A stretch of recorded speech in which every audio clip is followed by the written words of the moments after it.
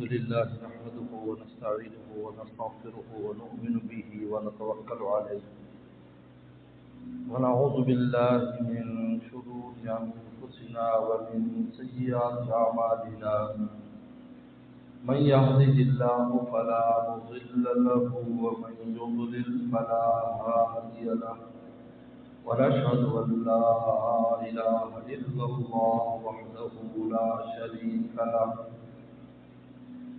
ونشهد أن سيدنا وسندنا وحبيبنا وشفيعنا ومولانا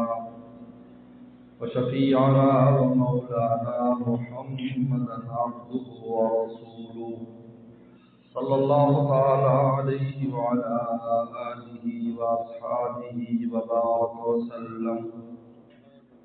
أما بعد فأعوذ بالله من الشيطان الرجيم. بسم الله الرحمن الرحيم. من عمل سيئة فلا يجزى إلا مثلها ومن عمل صالحا من ذكر أو أنثى وهو مؤمن فأولئك يدخلون الجنة يرزقون فيها بغير حساب. صدق اللہ مولانا العظیم. میرے محترم بزرگ اور دوستو، اللہ تعالیٰ نے قرآن مجید میں قانون بیان کیا ہے. من عمل سیئۃ، جو انسان گناہ کرے گا، برائی کرے گا، فلا یجزا الا مثلھا، جیسی برائی کرے گا ویسے اس کو بدلہ ملے گا. برائی کی جو قدر، ایک گناہ کیا ہے ایک سزا ہے، دو گناہ کیے ہیں دو سزائیں، چھوٹا گناہ کیا ہے چھوٹی سزا ہے، بڑا گناہ کیا ہے بڑی سزا ہے. فلا یجزا الا مثلھا، اس کی مثل. اس لیے حضرت مفتی شفیع صاحب رحمۃ اللہ علیہ سے کسی نے پوچھا کہ حضرت بڑے گناہ اور چھوٹے گناہ میں کیا فرق ہے؟ فرمایا کہ بڑا گناہ قبر میں بڑا بچھو ہوگا، بڑا سانپ ہوگا، چھوٹا گناہ چھوٹا بچھو ہوگا، چھوٹا سانپ، تکلیف ہوتا ہے. فلا یجزا الا مثلھا، یہ ان کی شان کرم ہے کہ جیسی برائی کی ویسا بدلہ ہے. یہ شان عدل ہے، کیونکہ عدل یہ ہوتا ہے کہ مجرم کو اس کے جرم سے زیادہ سزا نہ دی جائے، اس کا نام عدل ہے. اس کو عدل کہتے ہیں. اس کو خلق حسن بھی کہتے ہیں. خلق حسن کہ جیسا کوئی کرے ویسا اس کے ساتھ اگر آپ کرتے ہیں، یہ خلق حسن ہے. حضرت موسیٰ علیہ السلام کی امت میں یہی تھا کہ جیسا جرم ہوتا ویسے سزا ملتی. اگر کوئی کسی کو قتل کر دیتا تو مقتول کے وارثوں کو اس کو معاف کرنے کی اجازت نہیں تھی، اس کو قتل ہی ہونا ہوتا، کیونکہ بالکل برابر، اس میں کمی نہیں کر سکتے، کسی کو اختیار نہیں تھا. ذرا چور چوری کرے تو اسلام میں اس کے ہاتھ کاٹے جاتے ہیں. اس میں وہ شخص معاف بھی کر دے جس کی چوری ہوئی ہے تو تب بھی معافی نہیں. لیکن حقوق العباد میں بھی موسیٰ علیہ السلام کی قوانین میں یہی تھا کہ جو جیسا کرے گا اس کو بدلہ ضرور ملے گا، معافی نہیں. کوئی کسی کا دانت توڑ دے اس کا دانت توڑا جائے گا، معافی نہیں ہے.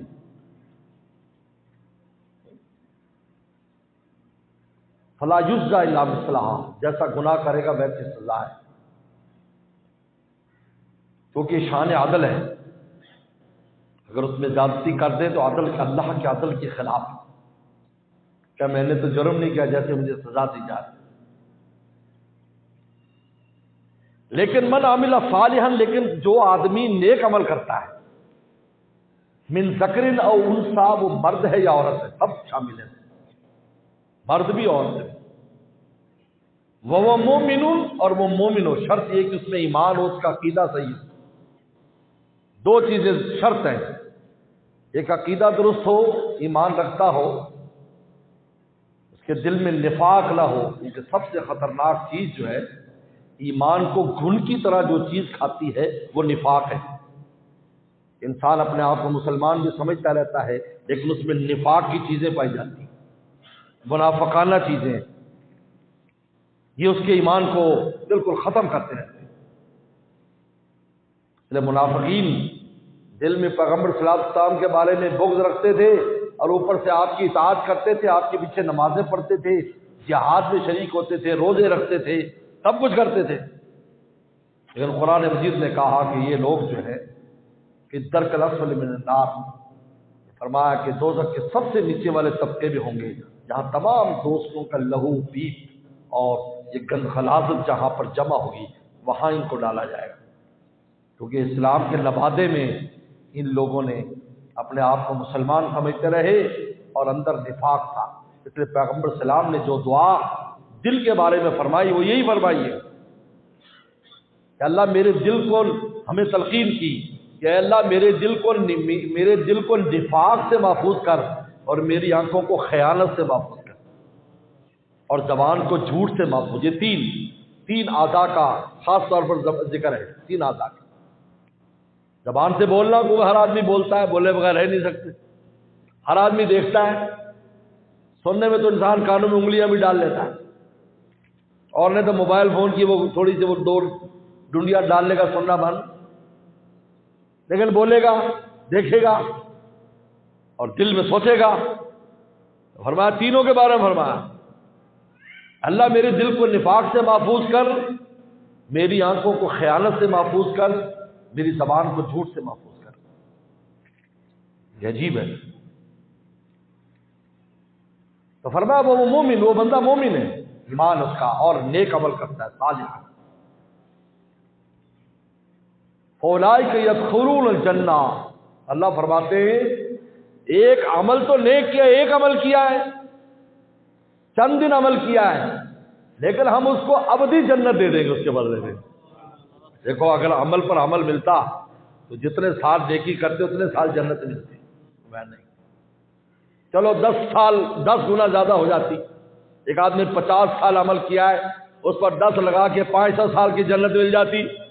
اللہ تعالیٰ فرماتا خالدین فیہا ابدا، اللہ نے خالدین ہی کافی نہ، حالانکہ خالدین کا لفظ ہی کافی ہے، خالد کا مطلب ہے ہمیشہ، لیکن فرمایا کہ کوئی شک و شبہ نہ رہے اور دل خوش ہو جائے ان ایمان والوں کا، خالدین فیہا ابدا، ہمیشہ ہمیشہ اس میں رہو۔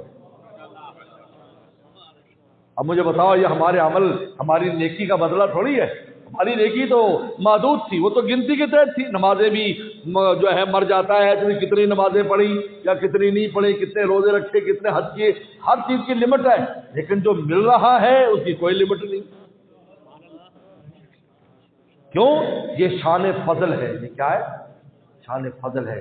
فضل کی شان ہے ہی وہ کہ جو ایسی عطا کرتا ہے کہ جس کا آدمی مستحق نہیں ہے اس کو عطا کر دیتا ہے، اور اتنی عطا کر دیتا ہے کہ وہ آدمی یہ کبھی نہیں سمجھ سکتا کہ یہ میری نیکی کا بدلہ ہے، بلکہ سمجھ جاتا ہے نیکی بہانہ ہے، دراصل اس کا فضل ہے۔ نیکی تو بہانہ ہے، کیونکہ بہانہ تو کرنا ہے، کیونکہ بہانہ ہمارا یہ نیکی کرنا اس کو خوش کرتا ہے کہ یہ اطاعت گزار ہے، پھر وہ بے بہا، اور پھر آگے پھر فرمایا، ایک تو فرمایا یدخل جنت، جنت میں چلے جائیں گے، اور جنت اتنی قیمتی، اللہ اکبر۔ حدیث شریف میں آتا ہے کہ ایک کوڑے جتنی جنت کی زمین، کوڑے جتنی، کوڑا 2 فٹ 2.5 فٹ کا ہوتا ہے، لکڑی کے آگے لگا ہوتا ہے، اتنی زمین کی قیمت پورا عالم مل کر ادا نہیں کر سکتا، اتنی قیمتی زمین ہے۔ یہاں تو مرلے ہیں، کہیں فٹ ہے، کہیں جو ہے وہ میٹر ہے، کتنی بھی مہنگی ہو لیکن وہ محدود اس میں آ جاتی ہے، بلکہ دوسری کرنسی کے اعتبار سے وہ تھوڑی سی بن جائے گی۔ اگر یہاں لاکھوں میں ہے، اگر ہم اس کو ڈالروں میں تبدیل کریں گے تو وہ 1000 میں ہو جائے گی، ہزاروں میں آ جائے گی۔ لیکن رسول اللہ فرماتے پورا عالم کے اندر جتنے بھی مال و دولت ہے وہ اتنی 2-2.5 فٹ زمین کی قیمت دے سکتے۔ کیوں؟ اس لیے کہ دنیا کی جتنی مال دولتیں فنا ہونے والی، ختم ہونے والی، یہ ختم ہو جائے گی. سونا ختم ہو جائے گا، چاندی ختم ہو جائے گی. حدیث شریف میں آتا ہے قرب قیامت میں اتنا سونا ہوگا سڑکوں کے اوپر چھتیروں کی طرح پڑا ہوگا. جس طرح بجری کے ڈھیر لگا ہوتا ہے اور اینٹیں پڑی ہوتی ہیں، ایسے سونا گھروں کے باہر پڑا ہوگا، کوئی لینے والا نہیں ہوگا، کیونکہ اللہ نے اس کی قیمت کو، اس کی ثمنیت اور قیمت کو ختم کر دیا ہوگا، مٹی کی طرح ہوگا. اور لوگ لیے پھریں گے یار زکوٰۃ خراج کو لینے والا ہے، تو کہ بھائی ہمیں تو کوئی ضرورت نہیں. میں اکثر کہا کرتا ہوں آج ہمیں یہ بوجھ لگتا ہے یار وہ زکوٰۃ دینی ہے، وہ اچھا فطرانہ دینا ہے، وہ قربانی دینی ہے. ایک وقت آئے گا رسول اللہ نے فرمایا کہ تمہارے ان چیزوں کو کوئی قبول کرنے والا زمین پر نہیں ہوگا. تم چاہو گے کوئی لے لے تاکہ میری آخرت بن جائے، تو کچھ وقت اتنی ضرورت ہوگی لیکن کوئی لینے والا نہیں ہوگا. رسول اللہ فرمایا آج تو اللہ کا شکر ہے ہم کہیں بھی دیں تو ہمیں غریب مل جاتا ہے، یتیم مل جاتا ہے، مسکین بیوہ مل جاتی ہے جس کو ہم عطا کر دے دیتے. ایک وقت ایسا آئے گا آپ نے فرمایا. اور آج تو یہ حالات ہیں، یعنی یہ عجیب بات ہے، ابھی یہ حالات ہیں کہ جیسے حدیث شریف میں آتا ہے کہ بنی اسرائیل کا ایک واقعہ رسول اللہ صلی اللہ علیہ وسلم نے ارشاد فرمایا، بخاری شریف کی حدیث ہے. فرمایا ایک آدمی لے کر رات کو چھپ کر نکلا. انہوں نے کہا تھا کہ چھپ کے صدقہ کرو، دائیں ہاتھ سے کرو، بائیں ہاتھ کو پتہ نہ چلے، اللہ اس فرش کا سایہ دے گا جس دن کسی شے کا سایہ نہ ہو. لیکن جو فرض صدقات ہے، فرض صدقات وہ دکھا کے دینی تھی، بھی یہ زکوٰۃ ابھی ہماری، آپ یہ نوٹ کر لیں، یا آپ کو میں زکوٰۃ دے رہا ہوں، یا کہیں بھی آپ نوٹ کرائیں تاکہ لوگ یہ نہ کہیں کہ یہ فرض ادا نہیں کرتا. جس طرح انسان فرض نماز مسجد میں پڑھے تاکہ لوگ یہ نہ کہ یہ نماز نہیں پڑھتا، باقی نفل اپنے گھر میں پڑھنا افضل ہے، وہ آپ کو اور اللہ کا معاملہ ہے. یہ قانون ہے، یہ قانون ہے کہ نفلی عبادت چھپا کے کرے اور فرض عبادت دکھا کے کرے. یہ قانون ہے، یہ عجیب ہے، یہ قانون. خیر انہوں نے کہا کہ میں رات کو چھپ کر جا کر صدقہ دوں، کس پتہ نہ چلے. اب وہ رات کو نکلا، انہوں نے دیکھا ایک عورت رات کے آدھی رات کو ایک عورت جا رہی ہے. انہوں نے کہا ہو یہ تو بہت ہی غریب معلوم ہوتی بیچاری کہ رات کے وقت کہیں کھانے پینے کے لیے کچھ اسباب لینے کے لیے نکلی ہے، کتنی ضرورت مند ہوگی. انہوں نے چپکے سے اس کو دے دیا اور بعد اور اپنا چہرہ بھی نہیں دکھا بھاگ گیا، واپس آ گیا. صبح کے لوگوں میں مشہور ہو گیا کہ رات ایک کنجری نکلی تھی اپنے یار پر کے پاس جانے کے لیے، تو کسی نے اس کو صدقہ دے دیا، پیسے دے دیے. مشہور ہوگی بات. انہوں نے کہا او ہو انا للہ، یہ تو میرا صدقہ ضائع ہو گیا، کنجری کے پاس چلا گیا. اگلی رات پھر اس نے پیسے جمع کیے، پھر رات کو چھپ کر اندھیرے میں نکلا تو دیکھا کہ ایک آدمی جو ہے وہ جا رہا ہے ایسے چھپ چھپ کر اس طرح جا رہا ہے. انہوں نے کہا یار یہ بہت غریب معلوم ہوتا ہے کہ جو یہ چھپ چھپ کے یعنی اپنی برادری وغیرہ سے بھی چھپنا چاہتا ہے لیکن کوئی ایسی چیز لینے کے لیے جا رہا ہے. تو اس نے اس کو آواز دے کر اس کو صدقہ دے دی. صبح کا مشہور ہو گیا کہ فلانا جو مشہور چور ہے، جو چوری کرنے میں مشہور ہے، اس کے بعد لوگ بدنام ہو جاتے ہیں، چوری کرنے میں مشہور ہے. تو انہوں نے کہا کہ اس کو کسی نے صدقہ دے دیا. اب تیسری رات پھر وہ نکلا، انہیں بھی ہمت کی. تیسرا نکلا تو ایک آدمی گھوڑے پر آ رہا ہے. دیکھو ہو یار یہ مسافر ہے، مسافر میرے شہر میں آیا ہے. تو حدیث شریف میں آتا ہے، قرآن نے بھی کہا ہے کہ جو آدمی مسافر ہو اور مسافر چاہے وہ اپنے مقام پر کتنا بڑا سیٹ کیوں نہ ہو لیکن مسافرت میں وہ غریب ہو گیا. ہم نے بہت واقعات ہوتے ہیں، ہم سفر میں جاتے ہیں خصوصا حج عمرے میں، تو بہت سے اچھے اچھے لوگوں کی جیبیں کٹ جاتی ہیں، پیسے چوری ہو جاتے ہیں، گر جاتے ہیں. ہمارے سے حاجی صاحب تھے، ان کے وہ یہ باندھا ہوا تھا وہ جو ہمیانی باندھی ہوئی تھی اس نے بیلٹ، اور بیچارہ طواف کے درمیان کھل گیا. تقریباً 25-30 ہزار ریال اس کے پاس سے پورا خرچہ ہو گر گیا. ہمارے ساتھ تھا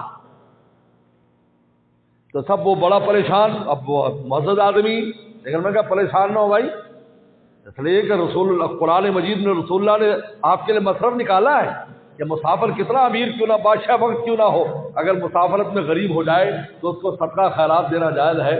تو میں نے حاجیوں کو ترغیب دی تو اس کی واپسی تک کے لیے ہم نے کھانے پینے کا اور کچھ نہ کچھ انتظام کیا. آج تک شکر گزار ہے کہ حضرت یہ آپ نے عجیب ترتیب نکالی، ورنہ میں سوچا میں کہا تھے اب پاکستان سے تھوڑی پیسے حج شروع ہو چکا تھا، ہم مینا میں بیٹھے تھے. تو نے کہا یہ مسافر ہے، اس کو دے دیا. اب لوگوں میں صبح مشہور ہو گیا کہ فلاں جو بڑا آدمی تھا، ذمہ دار ہمارے علاقے کا بڑا آدمی، وہ کئی سفر سے آیا تھا، کسی نے اس کو صدقہ دے دیا. اب یہ کہنا اللہ میاں میرے پاس تو پیسے نہیں رہے، میرا تو مصرف صحیح ہے ہی نہیں۔ تو اس زمانے کے رسول اللہ صلی اللہ علیہ وسلم نے ارشاد فرمایا، اس زمانے کے پیغمبر کو وحی آئی کہ میرے بندے کے پاس جاؤ اور میرا پیغام دو۔ وہ پیغمبر السلام اس زمانے کے جو نبی تھے ان کے پاس آئے، بنی اسرائیل کے، دروازہ کھٹکھٹایا، دیکھا کہ پیغمبر وقت دروازے پر کھڑے، وہ گھبرا گیا، انہوں نے کہا میرے دروازے پر اللہ کا نبی، جلدی سے اندر لائے، بٹھایا اور کہا کہ حضرت کیسے آئے؟ کہا وحی الہی آئی ہے، اللہ تعالی نے فرمایا کہ تیرے تینوں راتوں کے صدقے قبول، اس لیے کہ تو نے کنجری کو دیا تو اس نے توبہ کر لی کہ لوگ چھپ کے صدقہ دیتے ہیں خدا کو راضی کرنے کے لیے، میں گناہ کرتی ہوں چھپ کے۔ چور نے توبہ کر لی کہ میں چوری کرنے کے لیے جاتا ہوں اور لوگ چھپ کے خدا کو راضی کرتے ہیں، چوری توبہ کر لی۔ اور یہ جو ذمہ دار تھا اس نے کبھی اللہ کا راستے میں نہیں دیا، اس کو نصیحت ہو گئی، کہنے لگا یار لوگ رات کو چھپ کر اللہ کو لوگ صدقے دیتے، میرے دروازے پر دن میں لوگ آتے میں نہیں دیتا۔ کہا کہ وہ اللہ کے راستے میں اس نے دینا شروع کر دیا، تیرے تینوں صدقے قبول ہیں اور تین انسان کی ہدایت کا ذریعہ بن گئے۔ لیکن ایک وقت آئے گا، پیغمبر السلام نے ارشاد فرمایا یہ سونا چاندی ایسے پڑا ہوگا جس طرح یہ اینٹ پتھر پڑے ہوئے ہیں، کوئی لینے والا نہیں ہوگا۔ تو میں عرض کر رہا تھا کہ جنت کی جو زمین ہے وہ ہمیشہ ہمیشہ کی ہے، ہمیشہ رہے گی، اس کا حسن کبھی ختم ہونے والا نہیں ہے، اس کی صلاحیت کبھی ختم ہونے والی نہیں ہے، اس میں بقا ہی بقا ہے۔ تو پورے عالم کی دولت اکٹھی بھی کر لے تو وہ چند بالش کی قیمت ادا نہیں کر سکتی، کیونکہ اس میں فنا ہے اور اس میں بقا ہے، شان بقا ہے، اس میں بقا کی شان ہے۔ تو اللہ تعالیٰ فرماتے ہیں کہ جو آدمی نیک عمل کرتا ہے ہم اس کو کیا عطا کرتے ہیں؟ فَأُولَٰئِکَ يَدْخُلُونَ الْجَنَّةَ، پہلی بشارت دی کہ وہ جنت میں جائے گا، دو چیزوں کے ساتھ، ایمان اور عمل صالح کے ساتھ۔ یرزقون فیہا بغیر حساب، آگے فرمایا کہ جنت میں جانے کے بعد بے حساب رزق دیا جائے گا، بے حساب، یعنی جو اپنے عادت کے اعتبار سے بھی بے حساب ہوگا، جتنا بھی خرچ کر لیں گے ختم ہونے والا نہیں ہے، اور دوسرا کوئی حساب کتاب بھی نہیں ہوگا، مفت میں ہوگا، سارا مفت میں ہوگا۔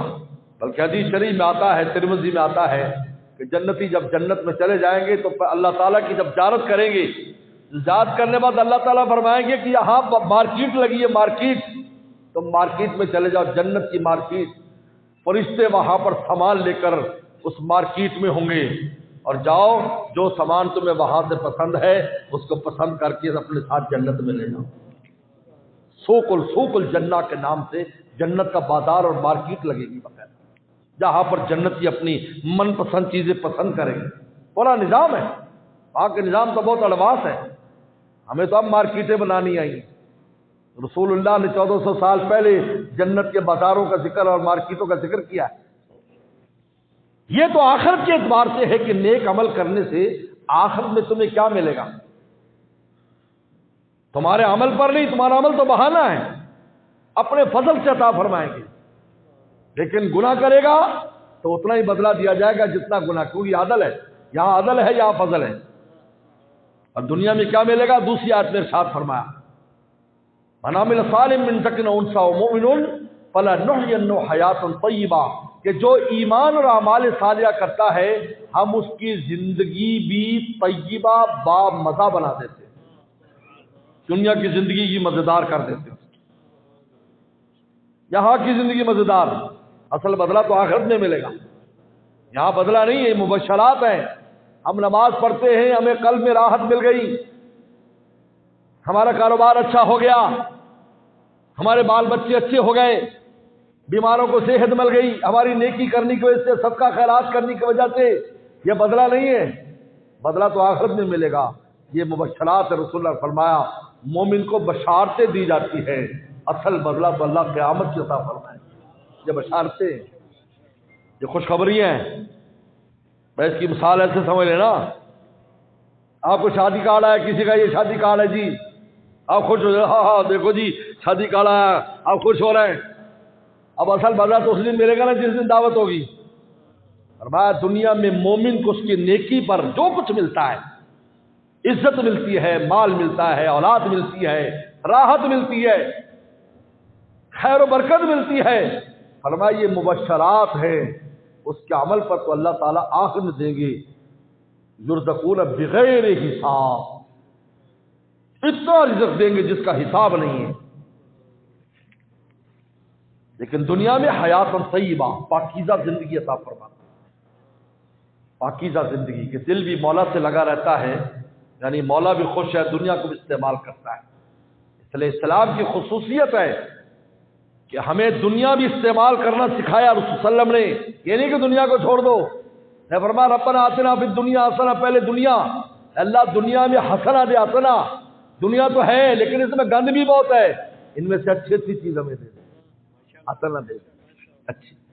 حسنہ کی تفسیر میں نیک اولاد، حسنہ کی تفسیر میں نیک بیوی، اطاعت گزار بیوی، حسنہ کی تفسیر میں حلال رزق، حسنہ کی تفسیر میں عزتیں، حسنہ کی تفسیر میں نیک اعمال کی توفیق، یعنی حسنہ کی اتنی بڑی رسول اللہ نے تفسیر فرمائی ہے کہ دنیا میں ہر طرح کی خیر جو کسی انسان کو، ایمان والے کو مل سکتی ہے، جب یہ دعا پڑھتا ہے تو اس کو ساری مل جاتی ہے۔ اور آخرت کا حسنہ کہ اللہ تعالیٰ معاف کر دیں گے، خوش ہو جائیں گے، جنت میں بھیج دیں گے، آخرت کا حسنہ ہے۔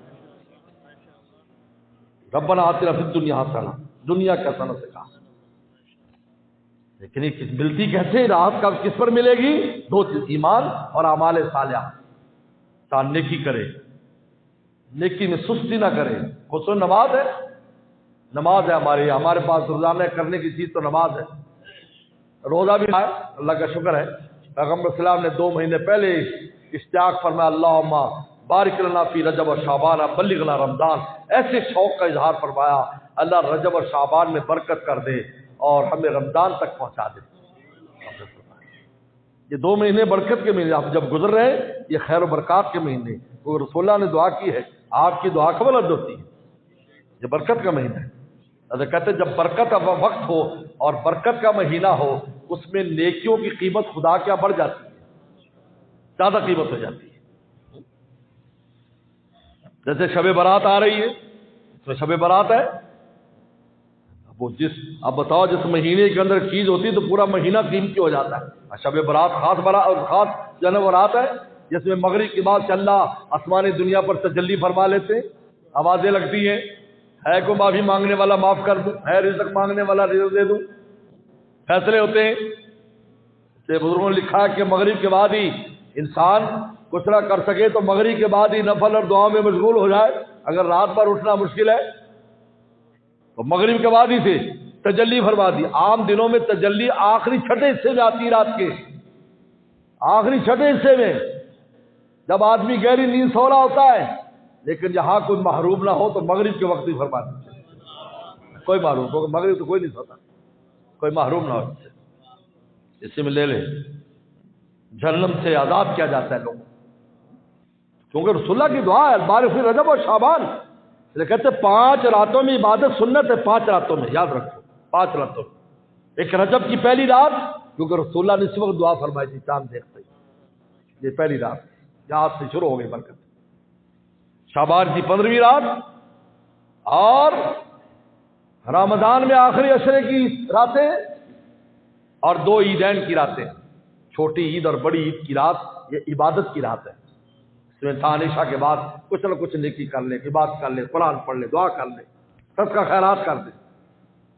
ایک بات ہمیشہ یاد رکھو میرے دوستوں، بس میں ختم کر رہا ہوں، کہ جب بھی کوئی وقت اور کوئی مہینہ اور کوئی رات اور کوئی دن قیمتی جس کو شریعت نے فرمایا، رسول اللہ نے فرمایا ہے، اس کو غفلت سے نہ گزارے، کچھ نہ کچھ دیر اپنا دل اللہ کی طرف متوجہ کر لے، تاکہ اللہ یہ نہ کہیں کہ ان نالائقوں کو اتنی بھی قدر نہیں ہے کہ ہم اتنا خزانہ کھولے بیٹھے ہیں کہ 2 منٹ کے لیے ہمارے دروازے پر آ جاتے ہیں۔ یہ ہماری بڑی غفلت ہے، بہت بڑی غفلت ہے، کبھی ایسا نہیں۔ اس لیے امام غزالی نے تو یہاں بھی لکھا ہے، کیونکہ جمعے کا دن خاص دن ہوتا ہے، بڑا دن ہے، ایک جمعے کا ثواب اور ایک جمعے کی برکات اگلے جمعے اور 3 دن زائد تک ملتی ہیں۔ آج ہم یہ جمعہ پڑھ رہے ہیں تو پچھلے جمعہ پڑھا یا آئندہ جو جمعہ پڑھیں گے یہاں سے جمعے تک اور 3 دن زائد تک گناہ معاف ہے۔ امام غزالی نے فرمایا رحمۃ اللہ علیہ نے کہ جمعرات کو تمہارے ذہن میں ہونا چاہیے کہ کل جمعہ ہے، ہم نے کل جمعہ پڑھنا ہے، کل بڑا دن آ رہا ہے۔ کہا کہ کچھ نہ کچھ تو تمہارے دل میں استقبال کی کیفیات ہو۔ رسول اللہ کو نہیں دیکھتے کہ رمضان کی 2 مہینے پہلے استقبال فرما لیں، ہمیں پتہ نہیں ہوتا ہو یار آج جمعہ، او یار او جلدی کرو جلدی کرو۔ استغفر اللہ، کیسا مسلمان بندہ ہے کہ اس کو یہ خیال ہی نہیں ہے کہ آج جمعہ ہے۔ پہلے سے پتہ ہونا چاہیے تھا تمہیں رات سے کہ یار جمعہ ہے، درود شریف میں اپنے وقت کو گزارتے اور تیاری کرتے، یار کل جمعہ ہے انشاءاللہ جمعے کے لیے جائیں گے۔ بھائی کچھ نہ کرو، صرف سوچنا ہی کافی ہے، اللہ خوش ہو جاتے ہیں۔ ہمارے بندے کو ہمارے قیمتی تحفے پر کچھ نہ کچھ تو فکر ہے۔ یہ میں گر کی بات بتا رہا ہوں، اس کو تم پلے باندھ لو۔ جو رات ایسی آئے جو زیادہ نہیں، کس نے کہا ساری رات میں بات کرو، تھوڑی دیر 2-4 نفل پڑھ کے اللہ دعا کر لی کہ چلو کچھ حصہ مل جائے، حاضری لگ جائے کہ اس رات میں، یہ اس مبارک دن میں ہمارے بندے نے ہمارے دربار میں حاضر ہے۔ 2 منٹ کی حاضری ہو بھائی، 2 منٹ کی حاضری۔ کتنے ایسی دعوتیں ہوتی ہیں، آپ بڑے مصروف ہیں، خصوصاً ساتھی لوگوں کو ہم دیکھتے ہیں بڑے مصروف ہیں، 7 جگہ پر جانا ہے، 10 جگہ پر جانا ہے، وہ آ جاتے ہیں، السلام علیکم جی، اچھا جی وہ وقت میل کا ملاقات کل ہی مبارک ہو جی، یہ وہ ہے، ہمیں پر ٹائم نہیں۔ ہم راضی ہو جاتے ہیں، بولو ہم خوش ہو جاتے ہیں، یار کوئی بات نہیں مصروف تھا لیکن ہاں تو آ تو گیا ہے۔ اللہ بھی چاہتے ہیں کہ میرے بندے یہ نہیں چاہتے بہت لمبی عبادت کریں، بہت لمبی، کچھ نہ کچھ تو حاضری دربار الہی میں دیں۔ اللہ فرمایا کہ دیکھو ہم نے وقت قیمتی رکھا تھا، بندہ حاضری لگوا کے چلا گیا، پورا کچھ میاں ہم تھوڑی دیں گے، وہ پورا حصہ فرمائیں گے۔ وآخر دعوانا الحمدللہ رب العالمین۔